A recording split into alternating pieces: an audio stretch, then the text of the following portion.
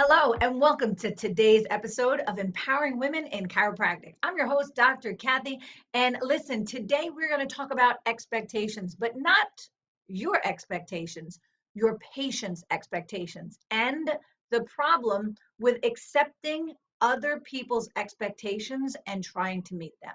So, what are we talking about today? Listen, when patients come in, oftentimes in a chiropractic office, they have one expectation, and that is get me out of pain, right?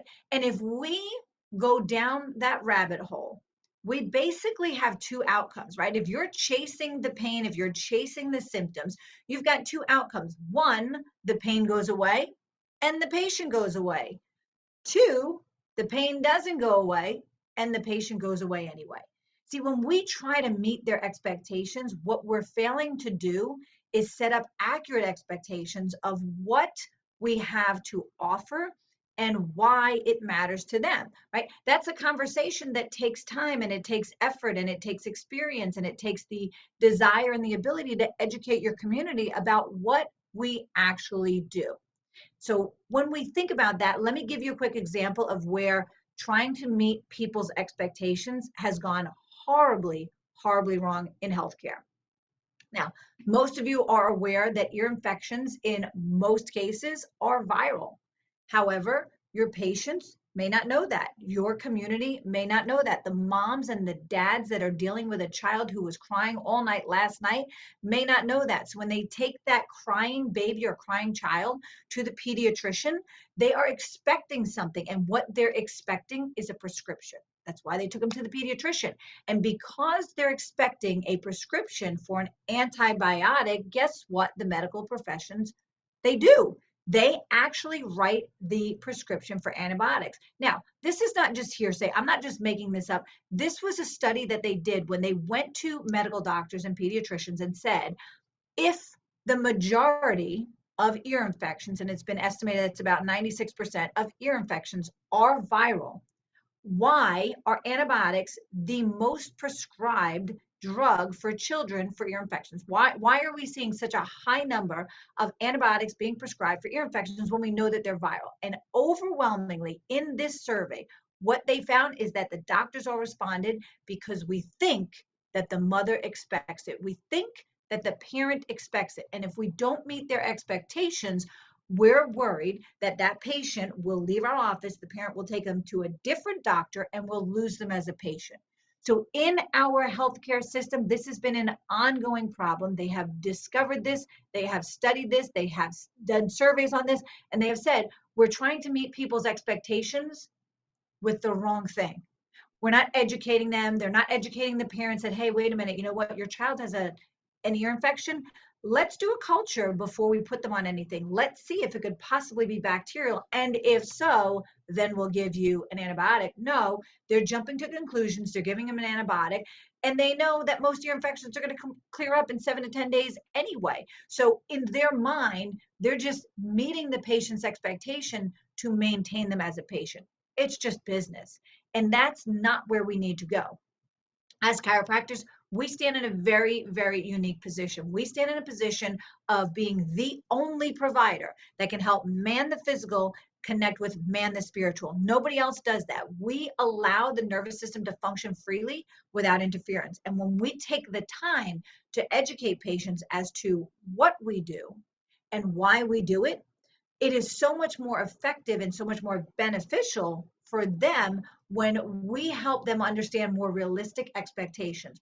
Will your pain go away? Most likely, when the body starts to function better, the body has no need to give you pain, which is a signal or a warning or a symptom letting you know something is wrong. But if we don't take the time to educate them, then we spend our day chasing their symptoms, chasing their problem, and chasing their expectations, which we can't always meet. So we're hurting ourselves, we're hurting our community, and we're hurting chiropractic. Because what do you think happens when a patient goes to a chiropractic office with a specific set of expectations and they're not met? They don't leave and say, oh, gee, it just didn't work for me because my expectations were wrong. No, they leave and say, I tried it, it didn't work. And then they have bad things to say, or they don't have something positive to say, or they're not a raving fan. They don't refer people to you because they didn't get their expectations met. I believe that our job is to help create more realistic expectations.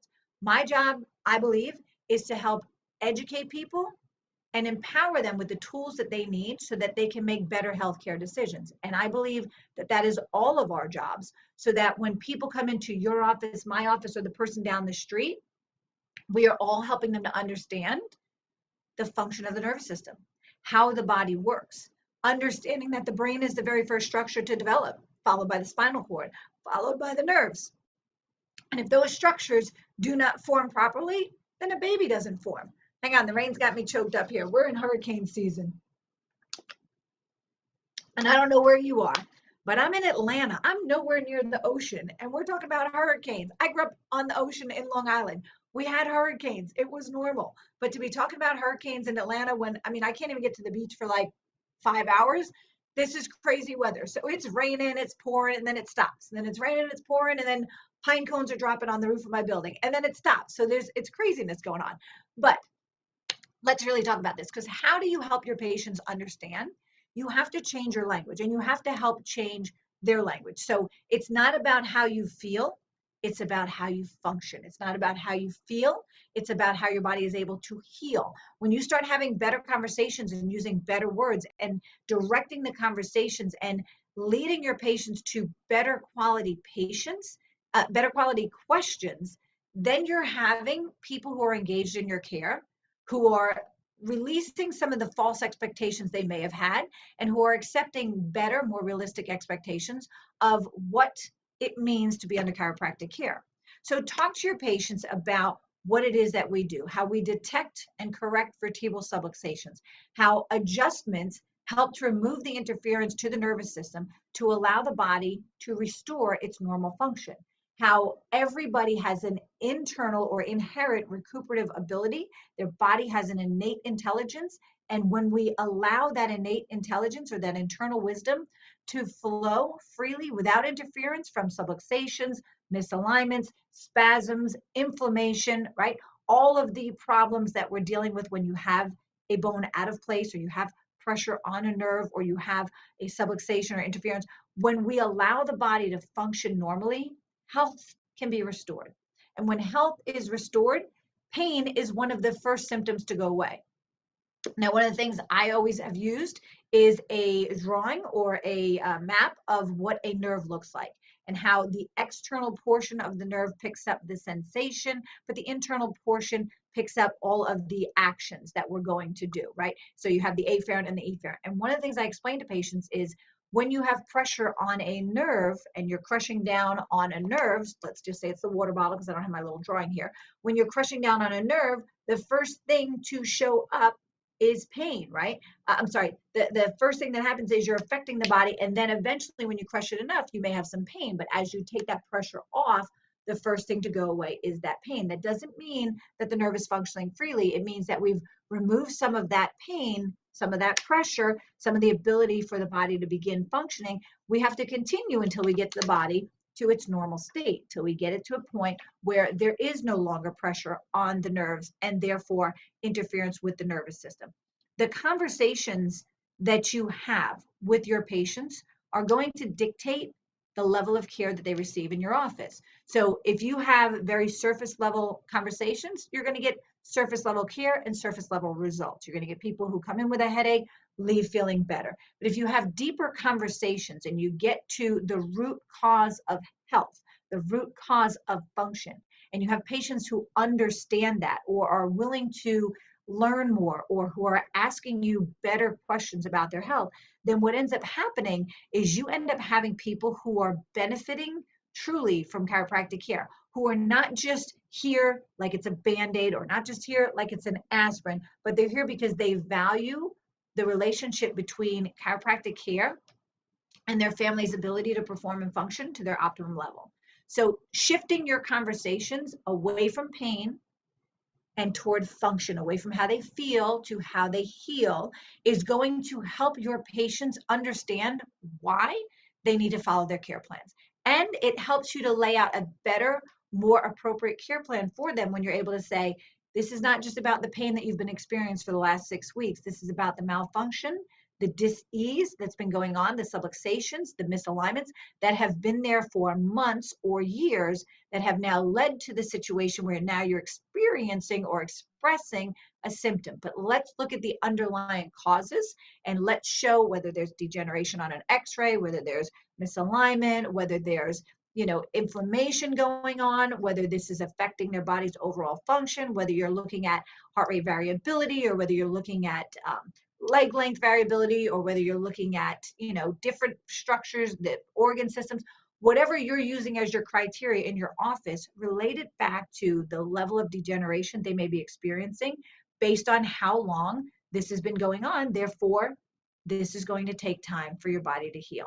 So rather than meeting other people's expectations for care in your office, be the one who helps them and says, look, I understand where you're coming from.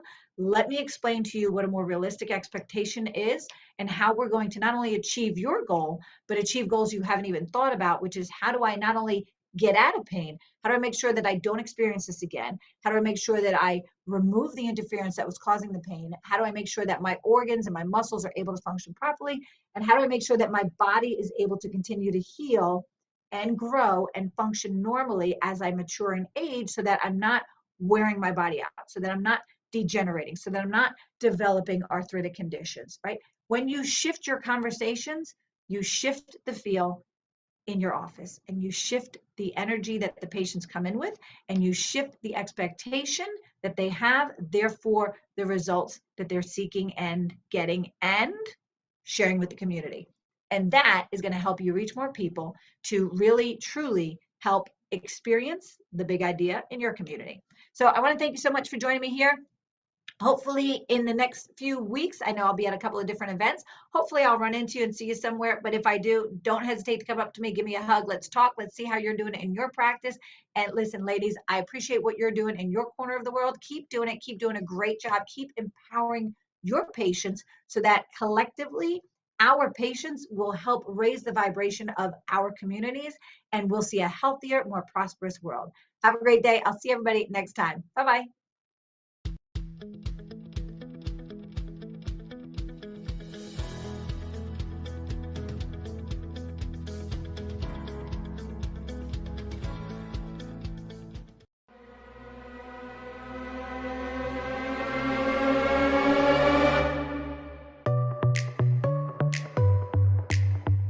Join us each week as we bring you the best in business growth, practice management, social media marketing, networking, leadership, and lots more.